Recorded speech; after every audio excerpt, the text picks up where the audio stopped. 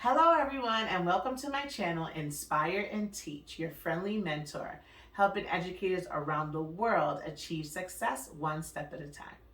If you're a novice teacher, or have been teaching for a few years, or even a seasoned teacher looking for fresh ideas, this is the channel for you.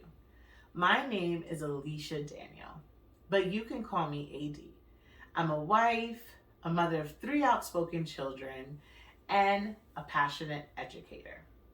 Disclaimer: my children are 2, 3, and 9 years old. So if you hear screaming, crying, yelling, or even a loud thump, it's my children. Please ignore the sound and continue to focus on me and the topic. With that being said, I love what I do. I'm even intentional about how I do it.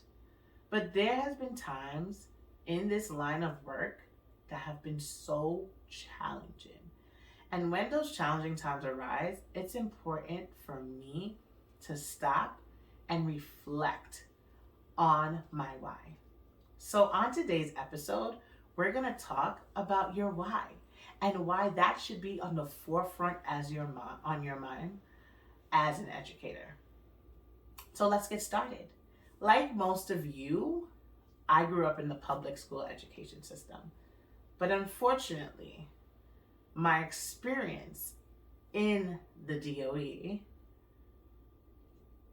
has been a poor experience. I didn't learn anything. But I don't regret the journey that I was on because it's led me here. If you've ever seen the movie Lean on Me, that's how my public school education was, okay? I had outdated texts. I had limited resources, poor teaching, poor leadership. The only thing that I didn't go through was dilapidated buildings. Other than that, I had a poor education system. And I received A's, but it wasn't until later when I realized I received the A's because the work was so easy. There wasn't any critical thinking or rigor. I just was going through motions. And I didn't realize that until I got to college. And it was really, really sad. So, my parents come from the West Indies. And my mother is from the Virgin Islands, specifically Virgin Gorda, and my father's from Grenada. Growing up, my mother always instilled the value of education because her family line, are educators. So that was important to her. And she made sure to instill that value in my siblings and myself. So no matter what situation we were going through, we were expected to learn, expected to maintain and receive great grades. But the journey wasn't an easy one. When I moved to Staten Island at 9 years old, I went to an elementary school that was failing. I'm 35 years old, and that elementary school is still failing. I want you to let that sink in and ponder that. 9 years old, it was failing. I am now 35. That means for 26 years, it was still failing students. If that doesn't disturb you, then maybe you shouldn't be in education. That is tragic. That in our country, students are failing. The system is failing them. And when I think about it and think back on my experience, I often always wonder, did these teachers know their why? Did they have a purpose? Looking back on it, I'm not sure if they did. But I'm going to make sure that educators have their purpose and they know why they're doing this work. So anyway, like I said, my mother instilled education in us, and this is what she wanted us. She wanted us to be the top of our class at all times. And even though my mother's line are educators, I didn't want to be a teacher. I didn't care to be a teacher. In fact, when I was a child, I wanted to be a model. But my mother quickly shut down that idea. She said, no, you're going to be a doctor. And of course, she said I'm going to be a doctor because she wanted to end the line of poverty. She didn't want us to be impoverished, so she wanted us to be top-notch professions. Not saying that teaching is not top-notch, but in most people's minds, doctors and lawyers are top-notch professions. However, as we know, being a doctor and a lawyer doesn't get you out of poverty. That's so far from the truth, but that's a whole other topic. So anyway, I want you to just let that just simmer on that this is what she wanted me to be. So I go through my years of schooling, and I'm in high school now. I missed a whole year of history because the teacher refused to teach. This teacher literally said, if you just come into class, I'll give you an A. And unfortunately, this is still happening in our country. Students are getting A's for doing nothing. No thinking, no learning, nothing. It's unacceptable. So anyway, let that all sink in. Now I'm headed to college. So when I reach college, of course, I sign up for the pre-med program because why? My mother wanted me to be a doctor. Okay. So I'm in the pre-med program. I'm not really doing well. I'm not passionate about it. I'm now, things are my eyes are starting to get open because now I'm seeing that I was robbed of an education because now I can't keep up with my peers in college. There's a knowledge gap that affected me, and that's because I received a poor education. So now I want to quit. I'm like, I don't want to do this anymore. I was like, I can't do this. But it was in my prereq class where I got the courage to continue. You see, in that class, I was introduced to Jonathan Kozol.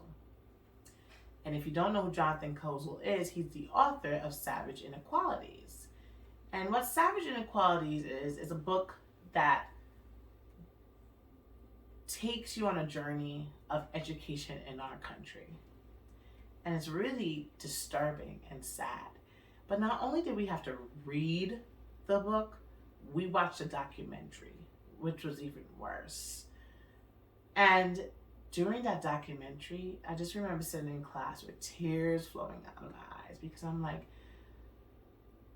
our country, there's so much abundance in our country. Why are there still children receiving a poor education? That just didn't make sense. Like, these children were sitting in buildings with no ceiling, no heat, outdated curriculum, no resources. That's unacceptable. And it was that moment that something ignited within me. And I just said, this is unacceptable. Like, no, I want to be an educator because our children deserve better. And right there, that was my purpose. My purpose was to make sure that whoever is in front of me, whichever child, that they're going to receive the best quality education. And I'm going to go that extra mile because they deserve it. I went right to that office and I changed my major from pre-med to education. I'll never forget when I came home and my mom was at the door, and I'm impulsive. So I just blurted out, I quit pre-med. And she was like, you did what? Like, her whole body just like dropped because to her, she was like, I want to make sure that, we don't continue this line of poverty. But after she simmered down and like took things in, and she asked me why, and I told her because our children deserve better. And like I didn't receive a high quality education, and I had to teach myself a lot of things that I should have learned in school. So that was an eye opener for me. And that is my why. I do this line of work because our students deserve better. They deserve to have access to the same opportunities as their wealthier peers. They deserve to have a high quality education as their wealthier peers. They deserve it. That's my why. So right now, I want you to get whatever organization tool you have, if it's pencil and paper, or if you jot things in your phone. And I really want you to make a commitment and write down your why. I'm going to share with you 3 tips that helped with your purpose. So tip number 1, find out what drives you as a teacher. What is it that drove you here? How did you get here? That's important. Tip number 2, find out what energizes you as a teacher. So there are several things that energize you. You have to find something that you look forward to as a teacher, because this line of work is challenging. And if you don't have something that you look forward to, it's going to become difficult. Tip number 3 is kind of 2 tips in one. So find out who you want to teach and how you want to teach them. As a new teacher, this is a little bit more challenging because as a new teacher, you're just given whatever grade based on your certification. But as you continue teaching for a few years, you get to figure out which grade you're comfortable teaching and which grade gives you joy, right? So find that out and how you want to help them. Teaching is more than just reading a lesson plan. We are teaching the whole child. We are transforming lives. It's a big deal.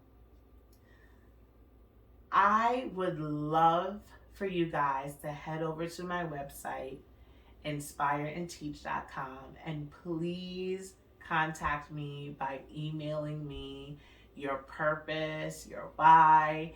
I really want to know what made you become a teacher. Please don't forget to like, subscribe, and share this video. I hope you guys enjoyed it, and I will see you on the next episode. Until then, take care of yourselves. Thank you for coming.